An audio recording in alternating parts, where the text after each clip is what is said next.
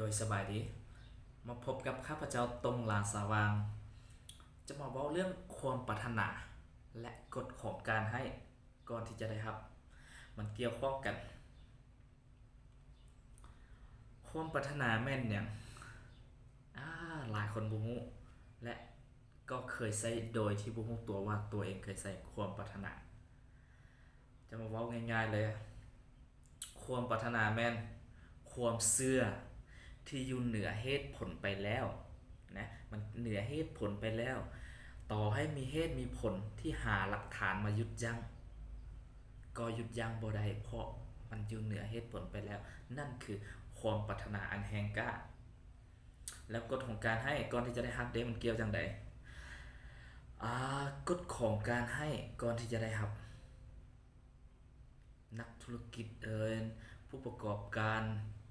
นักประดิษฐ์หลายๆคนจะผ่านกฎตัวนี้บางคนตั้งใจฝึกซ้อมเพื่อตอบแทนกับสังคมก่อนที่ตัวเองจะได้รับนะอย่างเส้นไผ่ยกตัวอย่างง่ายๆเลยเอาเป็น Facebook มาร์ค ซักเคอร์เบิร์กจ้ะ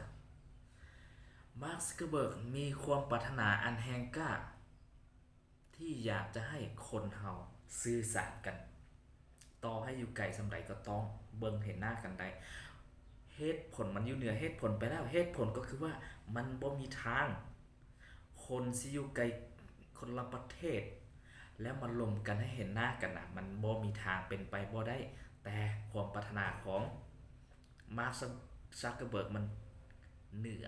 เหตุผลไปแล้วนั่นคือความเชื่อที่เหนือเหตุผลไปแล้วเพราะฉะนั้นเขาจึงเห็นได้และกฎของการให้ก่อนที่จะได้รับล่ะมาร์ค ซักเคอร์เบิร์กสร้าง Facebook มาเพื่อบ่แม่นให้ตัวเองกับครอบครัวหรือแฟนตัวเองแชทกันเท่านั้นเขาเริ่มจากให้หมู่เพื่อนในมหาลัยใส่ก่อนนะนั่นคือการให้โดยที่บ่ได้ประโยชน์อย่างนี้หลังจากนั้นก็ขยายให้ประเทศให้โลกใส่ก่อนที่จะได้ผลตามมาเห็นบ่นี่คือกฎของการให้ก่อนที่จะได้รับมันจะเกี่ยวข้องกับคนที่รู้จักคำว่าอาจจะเป็นกตัญญูแบบรู้จักช่วยเหลือผู้อื่นก่อนผู้อื่นจึงค่อยตอบแทนให้ตัวเองไผได้สองพี่น้องตระกูลไรก็คือกันนะสองพี่น้องตระกูลไรสองคนที่สร้างเครื่องบินสร้างยนต์เหตุผลก็คือว่าคนเฮาบินบ่ได้แต่สองพี่น้องตระกูลไรจะมีความเชื่อว่าที่เหนือเหตุผลไปแล้วนั่นคือความปรารถนาที่ว่าคนเฮาต้องบินได้นะมันเหนือเหตุผลไปแล้วเพราะว่าคนเฮาบ่มีปีกมันบินบ่ได้นี่คือเหตุผลเขามีความเชื่อว่าต้องบินได้เพราะฉะนั้นเขาจึงเฮ็ดได้เขาผลิตยนต์มาเพื่อให้คนใช้ทั่วโลกจึงค่อยมีผลตอบแทนให้กับเขานี่แหละกฎของการให้ก่อนที่จะได้รับเทียบใส่กฎของการให้ก่อนที่จะได้รับของถ้าให้แก่ตัวเองซะมันก็ดีนะคำว่าให้แก่ตัวเองให้การศึกษาแก่ตัวเองนะยอมเสียสละ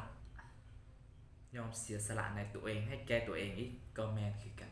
นี่คือกฎของการให้ก่อนที่จะได้รับผมน่าจะมาเล่าความการเสียสละให้เสียสละบ่แม่นเสียสละเพื่อผู้อื่นตลอดนะเสียสละเพื่อตัวเองก็มีจะมาเว้าเรื่องของข้าพเจ้าเคยใส่ความปรารถนาแต่บ่ฮู้ตัวหายก็เข้าใจบ่ดดมานี้ว่าที่แท้เป็นแบบนี้ข้าพเจ้าเป็นคนทำอิฐที่ว่าพ่อแม่ส่งเสริมนะเคยมีครั้งหนึ่งที่ว่าตอนข้าพเจ้าลงมาเรียนมีพวกน้อง3คนน้องสาวคนนึงน้องชาย2คน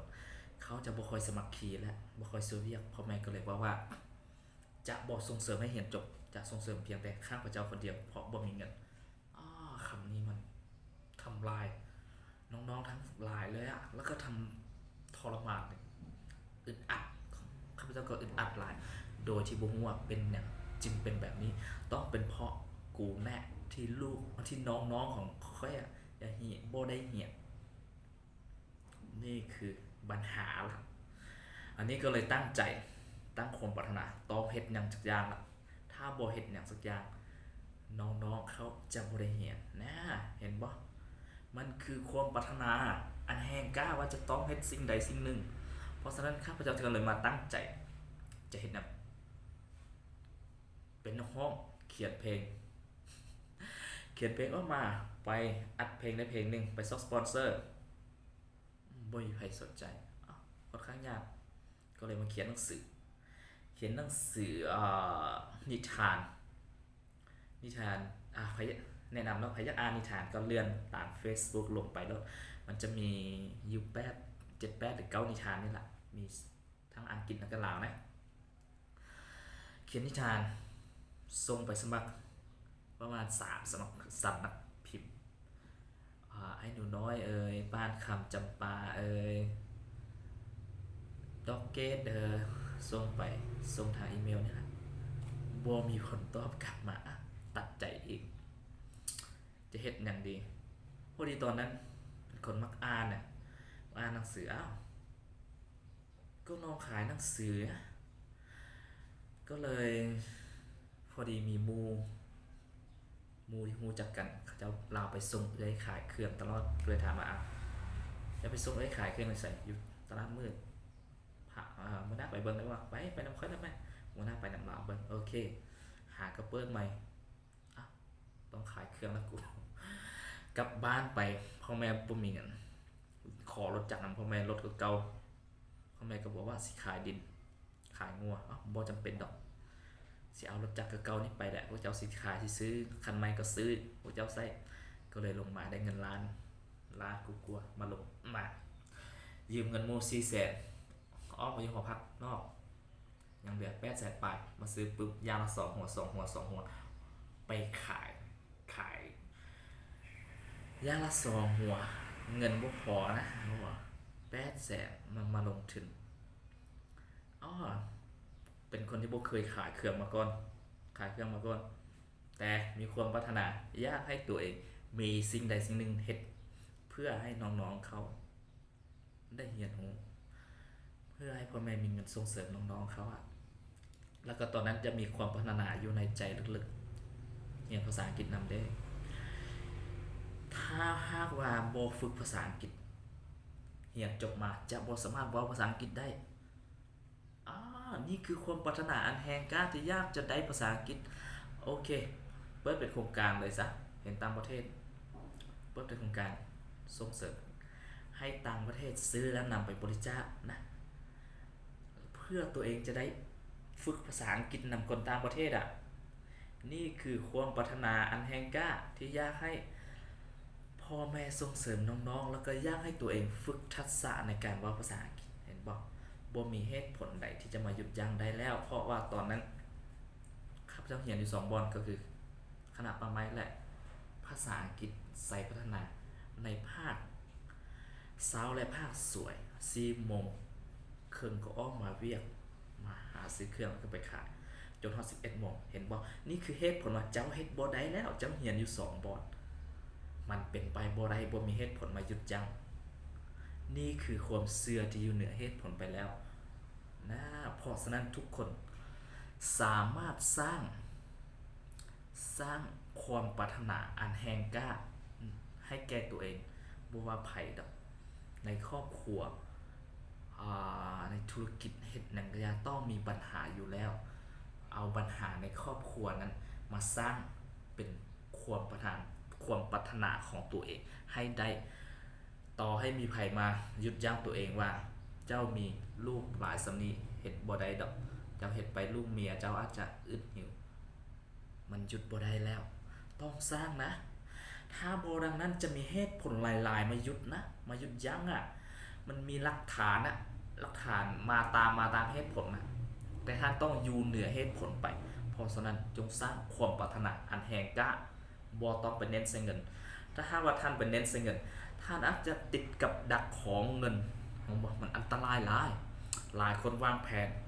จะเฮ็ดธุรกิจให้มันยิ่งใหญ่แต่สุดท้าย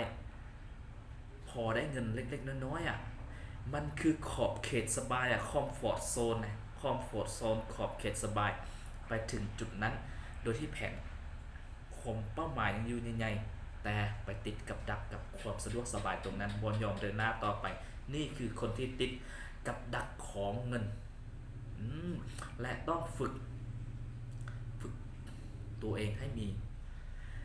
จิตสำนึกที่อยากจะให้ผู้อื่นนี่ดีนะอยากจะให้ผู้อื่นก่อนที่เขาจะได้รับฝึกเพื่อให้ท่านรู้จักกฎของการให้ก่อนที่จะได้รับเพราะว่าท่านยิ่งให้คนหลายซ้ำใดผลตอบแทนก็จะยิ่งได้มาซ้ำนั้นเข้าใจเจอกัน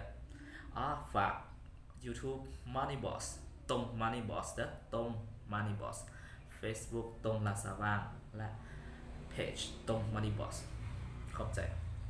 เมื่อน่าจะมาเล่าเรื่องเด็ดๆให้